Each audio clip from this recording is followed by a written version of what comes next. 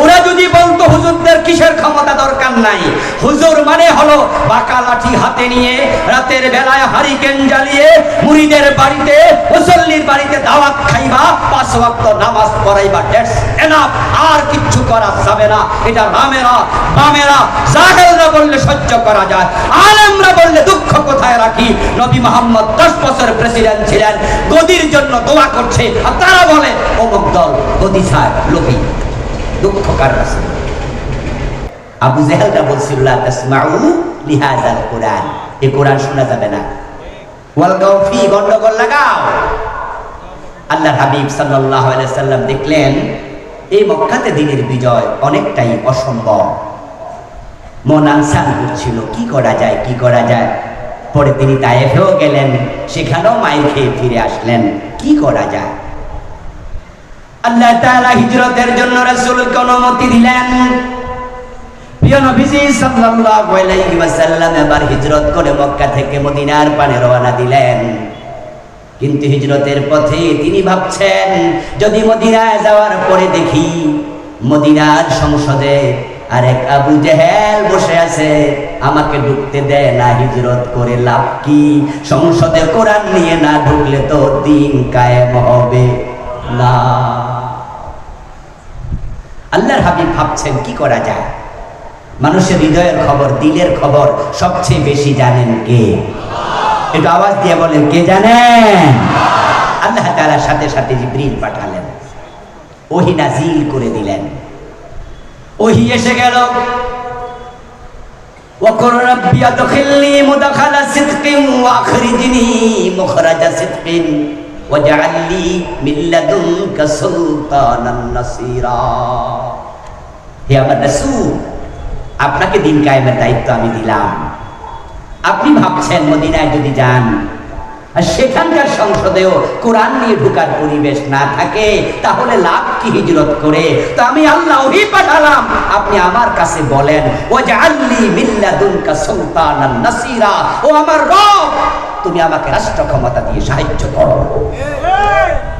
আপনি আমার কাছে বলেন।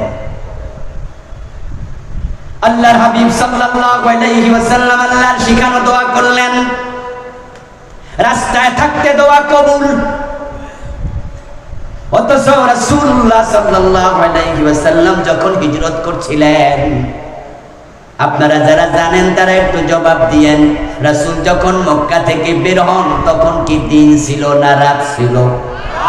মাশাআল্লাহ, হিজরত তিনি রাতের বেলায় করেছেন যেন কেউ টের না পায়। কারণ আল্লাহর হাবিব যদি দিনে দুপুরে হিজরত করে রওনা দিত, আবু জেহেলরা কি নিরাপদে হিজরত করতে দিত? বরং তারা যখন টের পেল প্রিয় নবীজি নাই মক্কায়, তখন তারা দারুন নাদওয়াতে জরুরি মিটিং ডেকে সিদ্ধান্ত নিল যে মুহাম্মদকে জীবিত অথবা মৃত অথবা তার শুধু কমলা যদি হাজির করতে পারো 100 লাল ওট পুরস্কার দেওয়া।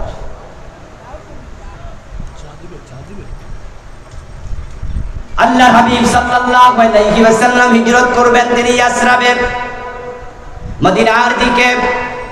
মদিনা হলো মক্কা থেকে উত্তর দিকে, কিন্তু প্রিয় নবী ভাবলেন উত্তর দিকে যদি রওনা দেই তাহলে কাফেররা খুঁজে আমাকে পেয়েও যেতে পারে।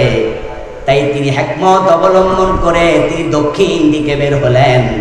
মক্কা থেকে 3-3.5 কিলোমিটার দূরে গারে সাউর নামক একটা পাহাড়ের গুহার মাঝে আল্লাহর নবী জাবালে সাউরে গুহার ভিতরে আশ্রয় নিলেন। সেখানে 3 দিন লুকায়া থাকলেন, খাবার নাই। মায়েশা রাদিয়াল্লাহু তাআলা আবু বকরের ফ্যামিলি ওই গুহার মাঝে খাবার পাঠাইছে। 3 দিন লুকায়া থেকে রাসূল এবার মদিনার দিকে রওনা দিলেন। কি খাবেন জানেন না, কোথায় গিয়ে উঠবেন জানেন না, সাথে এক্সট্রা কোনো কাপড় নাই। যে গুহাতে রাসূল ছিলেন লুকায়া, সেখানে আমি 2005-এ ঢুকেছিলাম। আমি সেখানে ঢুকে মাথা তুলে বসার জায়গা পাই নাই, এত ছোট গুহা। যে নবীর থাকার কোনো জায়গা নাই, কোথায় গিয়ে থাকবেন জানেন না, ঠিকানা বিহীন। কি খাবেন জানেন না, খাবার নাই। ওই নবী কিনা বলে, আল্লাহ তুমি আমাকে রাষ্ট্র ক্ষমতা দাও, আল্লাহ দোয়া শিখায় কোরআন বিজয়ের জন্য, দিন কায়েমের জন্য, রাষ্ট্র ক্ষমতায় কোরআনকে নেয়ার বিকল্প নাই। আপনি আমার কাছে এটাই বলেন, ওয়াজআলনি, ও আল্লাহ তুমি আমারে দেও মিল্লাদুনকা, তোমার পক্ষ থেকে সুলতানান নাসিরা, সাহায্যকারী রাষ্ট্র ক্ষমতা। আচ্ছা, পথের কাঙ্গালকে ধরে এনে প্রেসিডেন্ট বানানোর ক্ষমতা আল্লাহর আছে কিনা? আওয়াজ দিয়ে বলেন, আল্লাহর আছে না নাই? নবী ইউসুফকে জেলখানা থেকে বের করে আল্লাহ মিশরের বাদশা বানিয়ে দিয়েছেন। ওই আল্লাহ দোয়া শিখাচ্ছে। আপনিও বলেন যে আমার রাষ্ট্র ক্ষমতা দেও। রাসূলকে আল্লাহ শিখাচ্ছে, আপনি দোয়া করেন। রাসূল দোয়া করেছে, ওয়াকুর রাব্বির হামহুমা কামা রাব্বায়ানি সাগীরা। এই দোয়া কোরআনের আয়াত। এই দোয়া করেন নাই, আমার সামনে একজন মানুষ হয়তো আমরা খুঁজে পাবো না, একজন পীর খুঁজে পাওয়া যাবে না, একজন বক্তা খুঁজে পাওয়া যাবে না, একজন খতিব খুঁজে পাওয়া যাবে না, একজন নামাজি খুঁজে পাওয়া যাবে না। সবাই রব্বির হামহুমা কামা রাব্বায়ানি সাগীরা এই দোয়া করেছে। আল্লাহ রাসূলকে শিখিয়েছে, রাসূলকে শিখানো দোয়া। এটা যদি সবাই করে, ওয়াজআলনি মিল্লাদুনকা সুলতানান নাসিরা, আল্লাহ তুমি রাষ্ট্র ক্ষমতা দাও, রাসূলকে শিখানো এই দোয়াটাও আমাদের সবার করা দরকার আছে না নাই? কিন্তু আল্লাহর অসংখ্য বান্দা সে দোয়া করে না। আমরা যারা করি, উল্টা কয় হুজুরদের ক্ষমতা লোভ হয়েছে।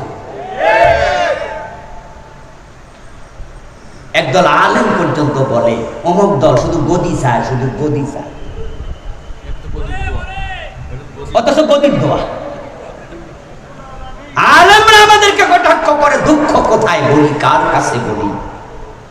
ওই রামেরা, ওই বামেরা, ওরা যদি বলতো হুজুরদের কিসের ক্ষমতা দরকার নাই, হুজুর মানে হলো বাঁকা লাঠি হাতে নিয়ে রাতের বেলায় হারিকেন জ্বালিয়ে মুরিদের বাড়িতে, মুসল্লির বাড়িতে দাওয়াত খাইবা, 5 ওয়াক্ত নামাজ পড়াইবা, দ্যাটস এনাফ, আর কিচ্ছু করা যাবে না। এটা রামেরা, বামেরা, জাহেলরা বললে সহ্য করা যায়, আলেমরা বললে দুঃখ কোথায় রাখি?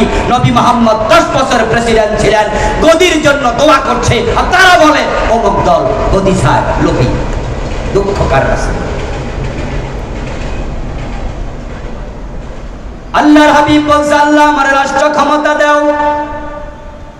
রাসূল যদি রাষ্ট্র ক্ষমতা চায়, এখন আমরা যারা রাষ্ট্র ক্ষমতার কথা বলি, এটা রাসূলের সুন্নাহর সাথে অমিল না মিল?